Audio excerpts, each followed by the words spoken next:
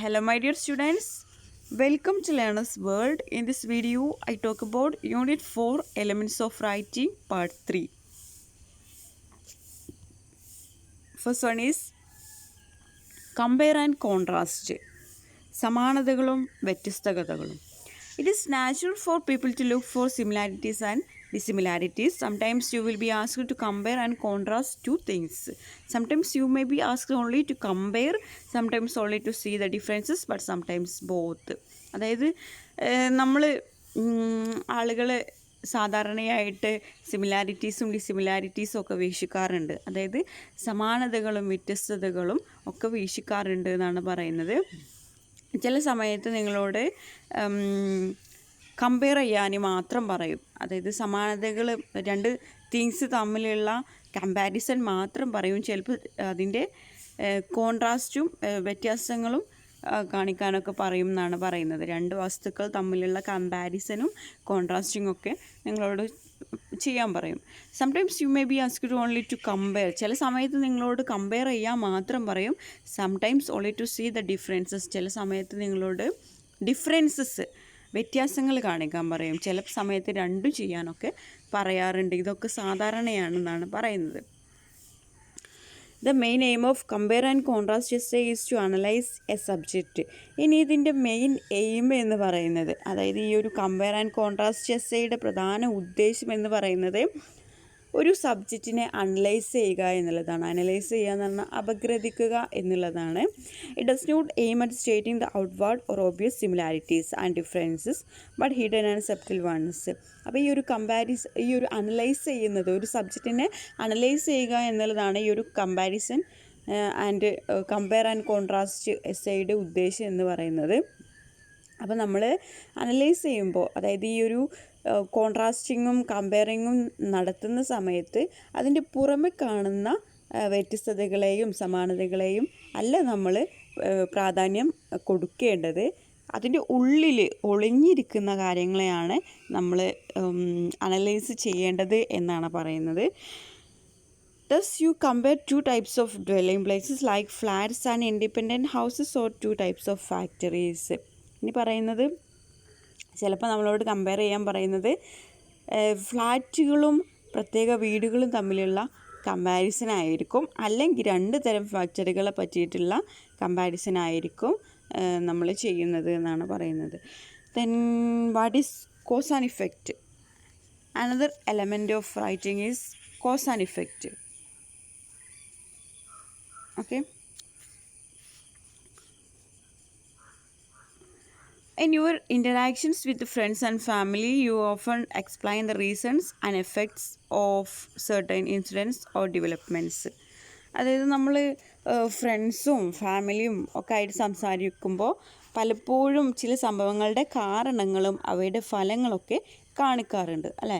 ഇപ്പോൾ എന്തെങ്കിലും നമ്മൾ ഫ്രണ്ട്സിനോടാണെങ്കിലും ഫാമിലിയോടാണെങ്കിലും ഇന്ന് എന്ത് ലേറ്റ് ആയെന്ന് ചോദിച്ചാൽ എനിക്കിന്ന് ബസ് കിട്ടിയില്ല എന്നുള്ള ആ കാരണങ്ങളും ഒക്കെ നമ്മൾ കാണിക്കാറുണ്ട് എന്നാണ് പറയുന്നത്. When you miss the bus you have reason for it. അതായത് നിങ്ങളൊരു ബസ് മിസ് ചെയ്താൽ നിങ്ങൾക്ക് അതിൻ്റേതായിട്ടുള്ള കാരണങ്ങൾ കാണും. It's affect is you miss അൻ ഇമ്പോർട്ടൻറ്റ് ലെസൺ. പക്ഷേ അതിൻ്റെ ഫലം ഒരു പ്രധാനപ്പെട്ട ക്ലാസ് നിങ്ങൾക്ക് നഷ്ടപ്പെട്ടു എന്നാണ് പറയുന്നത്. അപ്പോൾ ഒരു കോസ് ആൻഡ് ഇഫക്റ്റ് എന്ന് പറഞ്ഞാൽ അതിൻ്റേതായിട്ടുള്ള ഒരു കാരണങ്ങളും അതിൻ്റെ ഒരു ഫലവും ഉണ്ടാകുമെന്നാണ് പറയുന്നത്. അപ്പോൾ നിങ്ങൾക്കൊരു ബസ് മിസ് ചെയ്താൽ അതിൻ്റേതായിട്ടുള്ള കാരണങ്ങൾ നിങ്ങൾക്ക് ഉണ്ടാകും. അതിൻ്റെ ഫലം എന്ന് പറയുന്നത് നിങ്ങൾക്ക് ഒരു ഇമ്പോർട്ടൻ്റ് ആയിട്ടുള്ള ക്ലാസ് ആ സമയത്ത് മിസ്സായി എന്നുള്ളതാണ്. In your academic writing, you may require to incorporate cause and effect analysis or even write a full essay following cause and effect. ഇനി പറയുന്നത്, അക്കാഡമിക് റൈറ്റിങ്ങിൽ നിങ്ങൾ ഇത്തരം കാരണങ്ങളും ഫലങ്ങളും അനലൈസ് ചെയ്ത് മറ്റു തരം എഴുത്തുകളുടെ കൂട്ടത്തിൽ എഴുതാറുണ്ട് എന്നാണ് പറയുന്നത്. അതായത് നമ്മൾ അക്കാഡമിക് എസ്സേക്ക് എഴുതുന്ന സമയത്ത് ഇങ്ങനെ കോസ് ആൻഡ് ഇഫക്റ്റ് ഒക്കെ എഴുതാറുണ്ട്. Okay, if you are a student of business studies, you may be asked to write to analyze the reasons for particular consumer behavior and its result. അപ്പോൾ നിങ്ങളൊരു ബിസിനസ് സ്റ്റഡീസിലൊരു സ്റ്റുഡൻ്റ് ആണെങ്കിൽ ചിലപ്പോൾ നിങ്ങളോടൊരു പ്രത്യേക തരം consumer ബിഹേവിയറിൻ്റെ കാരണങ്ങളും അതിൻ്റെ ഫലങ്ങളും കാണിച്ച് ഒരു എസ് എഴുതാൻ ആവശ്യപ്പെട്ടെന്നിരിക്കും എന്നാണ് പറയുന്നത്. അപ്പോൾ ഇതാണ് എന്ത് കോസ് ആൻഡ് ഇഫക്റ്റ്, അതായത് ഒരു കാരണവും അതിൻ്റെ ഫലവും കാണിച്ച് എഴുതുന്ന ഒരു റൈറ്റിംഗ് ആണ് കോസ് ആൻഡ് ഇഫക്റ്റ് എസ് എന്നുള്ളത്. Then what is definition? Definition എന്ന് പറഞ്ഞാൽ നിർവചനം. നമ്മൾ കാണുന്നതാണ് ഡിഫൈൻ ദ ടേം എന്നൊക്കെ പറഞ്ഞിട്ട് അല്ലേ, ഈ ഒരു ടേം നിർവചിക്കുക എന്നൊക്കെ പറഞ്ഞിട്ട് എക്സാംസിനൊക്കെ വരുന്നതാണ്. അപ്പോൾ എന്താണ് ഡെഫിനിഷൻ എന്നാണ് പറയുന്നത്, നിർവചനം. A definition is A ways of explaining A word or phrase. അപ്പോൾ ഒരു വാക്കിനെയോ അല്ലെങ്കിൽ ഒരു പ്രയോഗത്തെയോ വിവരിക്കുന്നതാണ് നിർവചനം. ഇപ്പോൾ നമ്മളോട് ഡിഫൈൻ ദ ടേം എന്നാണ് പറയുന്നത്. അപ്പോൾ ആ ഒരു വാക്കിനെയോ അല്ലെങ്കിൽ ഫ്രേസിനെയോ ഒക്കെ വിവരിക്കുന്നതാണ് ഡെഫിനിഷൻ എന്ന് പറയുന്നത്. The word may refer to an object, an idea, a concept, a type of person, a place or a phenomenon. ആ ഒരു വേർഡ് എന്ന് പറയുന്നത്, ആ ഒരു വാക്ക് ഒരു സാധനമായിരിക്കാം, അല്ലെങ്കിൽ ആശയമായിരിക്കാം, ഒരു പ്രത്യേക തരം വ്യക്തിയോ സ്ഥലമോ ഒരു ഫിനോമിനോൺ, അതായത് ഒരു പ്രതിഭാസമോ ആയിരിക്കാം എന്നാണ് പറയുന്നത്. ഇതിനൊക്കെ വിവരിക്കുന്നതാണ് ഒരു നിർവചനം എന്ന് പറയുന്നത്. ഓക്കെ, അതായത് ഒരു പ്രത്യേക വസ്തുക്കളെയോ പ്ലേസിനെയോ ആശയത്തിനെയോ ഒക്കെ ഒരു പ്രതിഭാസത്തിനെയോ ഒക്കെ വിവരിക്കുന്നതാണ് ഡെഫിനിഷൻ എന്ന് പറയുന്നത്. Then general instructions four writing definitions. ഇനി കുറച്ച് ഈ ഡെഫിനിഷൻസ് എഴുതാൻ കുറച്ച് ജനറൽ ഇൻസ്ട്രക്ഷൻസ് കൊടുത്തിട്ടുണ്ട്, കുറച്ച് നിർദ്ദേശങ്ങൾ. ഈ നിർദ്ദേശങ്ങളൊക്കെ വെച്ചിട്ട് വേണം ഒരു ഡെഫിനിഷൻ എഴുതാൻ. First one is understand the audience, and objective tone is always better. അതായത് നമ്മൾ ഫസ്റ്റ് ഒരു ഇൻസ്ട്രക്ഷൻ എന്ന് പറയുന്നത് ഓഡിയൻസിനെ മനസ്സിലാക്കണം. നമ്മളൊരു ഡെഫിനിഷൻ എഴുതുന്നതിന് മുമ്പ് അണ്ടർസ്റ്റാൻഡ് ദ ഓഡിയൻസിനെ മനസ്സിലാക്കുക. അതുപോലെ ഒരു ഒബ്ജക്റ്റീവായിട്ടുള്ള ടോണാണ് എപ്പോഴും ഒരു ഡെഫിനിഷന് നല്ലത് എന്നാണ് പറയുന്നത്. Then next, a term might have been defined by many people, or you may be making your own definition. If you are choosing somebody else's definition, say whose it is. ഇനി നമ്മളൊരു വാക്കോ പ്രയോഗമോ വേറെ പലരും നിർവചിച്ച് കാണും. അതായത് ഇപ്പോൾ ഒരു ഫ്രേസ് അല്ലെങ്കിൽ ഒരു ടേം, ഇതൊക്കെ ഒരുപാട് ആളുകൾ ഡിഫൈൻ ചെയ്തിട്ടുണ്ടാവും, നിർവചിച്ച് കാണും.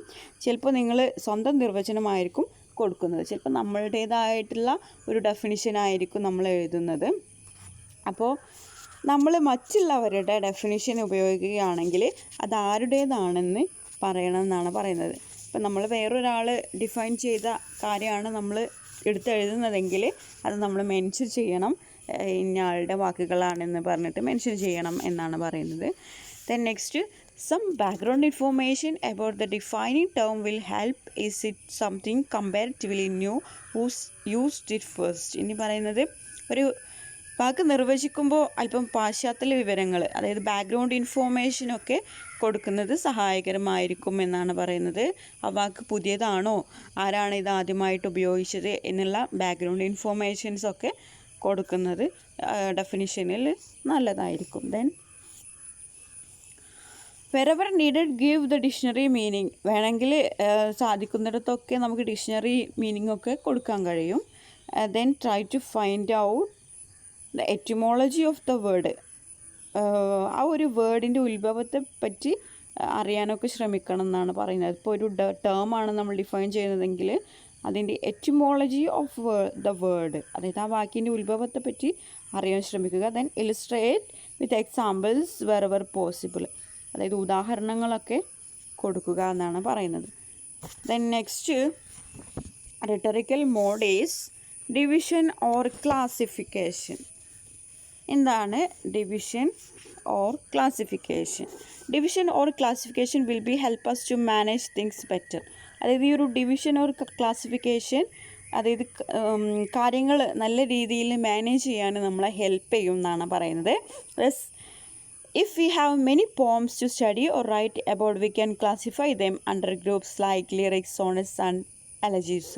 ഡിവിഷൻ ഓർ ക്ലാസിഫിക്കേഷൻ എന്ന് പറയുന്നത് അതായത് ഇപ്പോൾ നമുക്ക് ഒരുപാട് പോംസ് നമുക്ക് പഠിക്കാനുണ്ട്. അപ്പോൾ അതിനെ നമ്മൾ ക്ലാസിഫൈ ചെയ്യാന്ന് പറഞ്ഞാൽ തരംതിരിക്കുക.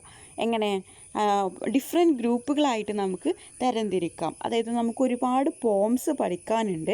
അപ്പോൾ വേണമെങ്കിൽ ലിറിക്സ് എന്നുള്ളൊരു ഗ്രൂപ്പ് ഉണ്ടാക്കാം, സോണറ്റ്സ് എന്നുള്ളൊരു ഗ്രൂപ്പ് ഉണ്ടാക്കാം, അതുപോലെ എലജീസ് എന്നുള്ളൊരു ഗ്രൂപ്പ് ഉണ്ടാക്കാം. ഇങ്ങനെ ഡിവിഷൻ ചെയ്തിട്ട് നമുക്ക് ക്ലാസിഫൈ ചെയ്യാം എന്നാണ് പറയുന്നത്, തരംതിരിക്കാം എന്നാണ് പറയുന്നത്. Fiction works can be grouped as short stories, long stories, novellas and novels. ഇനി ഫിക്ഷൻ വർക്ക്സ് നമ്മൾ ഫിക്ഷനൊക്കെ എടുത്തിട്ട് ഓരോ ഗ്രൂപ്പുകളാക്കാം, ഡിവിഷൻ നടത്താം. അതായത് ഷോർട്ട് സ്റ്റോറീസ് എന്ന് പറഞ്ഞിട്ട് ഒരു ഗ്രൂപ്പാക്കാം, ലോങ് സ്റ്റോറീസ് എന്ന് പറഞ്ഞിട്ട് ഒരു ഗ്രൂപ്പാക്കാം, നോവൽസ് എന്നൊക്കെ പറഞ്ഞിട്ട് അതിനെ ക്ലാസിഫൈ ചെയ്യാം, തരംതിരിക്കാം എന്നാണ് പറയുന്നത്. Then elements of division or classification. ഇനി ഈ ഒരു ഡിവിഷൻ ഓർ ക്ലാസിഫിക്കേഷനെ കുറിച്ച് എലമെൻറ്റ്സ് ഉണ്ട് എന്നാണ് പറയുന്നത്. The items to be classified should share some common characteristics. അതായത് ഈ നമ്മൾ ക്ലാസിഫൈ ചെയ്യാൻ പോകുന്ന ഐറ്റംസ്, അതായത് നമ്മൾ ഡിവിഷൻ നടത്തുന്ന ഐറ്റംസ്, അതിനൊരു കോമൺ ആയിട്ടുള്ള ഒരു ക്യാരക്ടറിസ്റ്റിക്സ് ഉണ്ടാകും എന്നാണ് പറയുന്നത്. Okay, then decide the criterion or scheme of classification. ഇനി നമ്മൾ ആ ഒരു ക്ലാസിഫിക്കേഷൻ്റെ ക്രൈറ്റീരിയൻ ഓർ സ്കീമൊക്കെ നമ്മൾ ഡിസൈഡ് ചെയ്യണം. Examples and explanations are to be given for each category.